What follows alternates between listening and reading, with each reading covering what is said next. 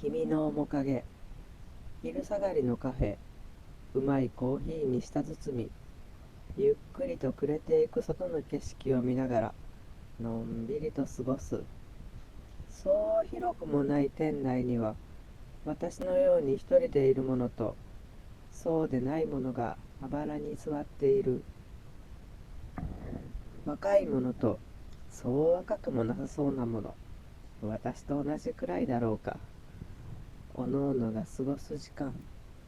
コーヒーカップはとっくに乾いているが、店の主は特に追い立てる風もない。ぼんやりと前を見る。二人掛けのこのテーブルの前の椅子は空席。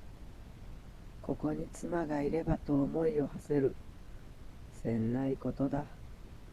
私は仕事に明け暮れ、全くもって家庭をおろそかにしていた。出張先にかかってきた突然の電話。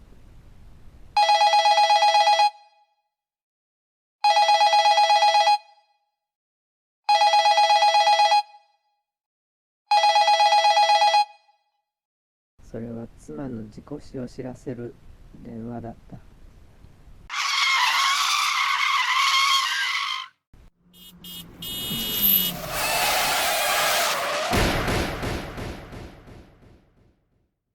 受話器の向こうで娘の嘆く声が響いていた。それは私にはどこか現実離れした出来事のように思えた。自分の身にある日突然不幸が訪れるとは全く考えていなかった。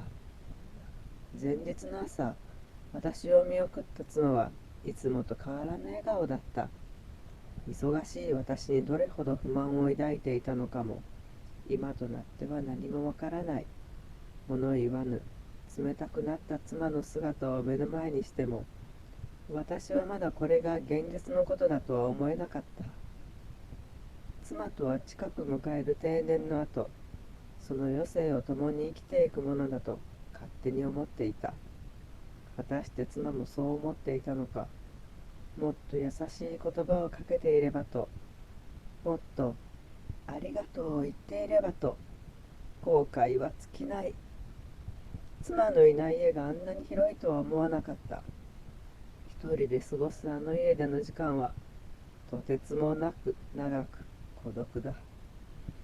妻は私がいない時間をずっとそうやって過ごしていたのだろうか。妻が何を思い、何を望んでいたのか、私は何も知らなかった。茶棚の引き出しを引くと、家計簿が何冊も出てきた。妻が家計簿をつけていたのも私は知らなかった。家のことはすべて任せっきりだった。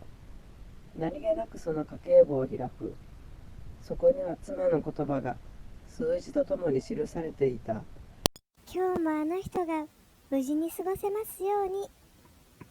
今日は顔色が悪かったわ。大丈夫かしら。もっとあの人との時間が増えますように。そんな何気ない小さな言葉がそこここにあふれていた。胸が痛くなった。家計簿の中に私の知らない店のレシートが週に一度の割合で挟まれていた。私は興味を持ち、そのレシートの店を訪れた。それが今、私がいるこのカフェだ。男とでも来ていたのだろうか。ふと、そんな疑念が湧く。バカな男だ、私は。私は何度かここを訪れ、妻のことを店主に尋ねた。写真を見せると店主は妻のことを覚えていた。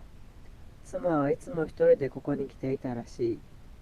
昼過ぎに来て、キリマンジャロを飲み、ゆっくりと飲み干し、2時間ほどただぼーっとこの席に座って時間を過ごしていたそうだ。妻が特にコーヒーを好きだったという話は聞いたことがない。妻は何か言ってませんでしたか？私の問いに店主は少し考えるような顔をした。あまりお話にはならなかったのですが、一度だけ。いつかこういう店をあの人とやれたらいいな、なんて。ただの夢ですけど。と、私がご主人とですかと尋ねると、少し寂しそうに笑っていらっしゃいました。そう、店主は答えた。妻にそんな夢があったなんて、私は何も聞かされていなかった。妻はどうして私に何も言わなかったのだろう。答えは一つだ。私が忙しさに追われて、妻の話を聞かなくなったからだ。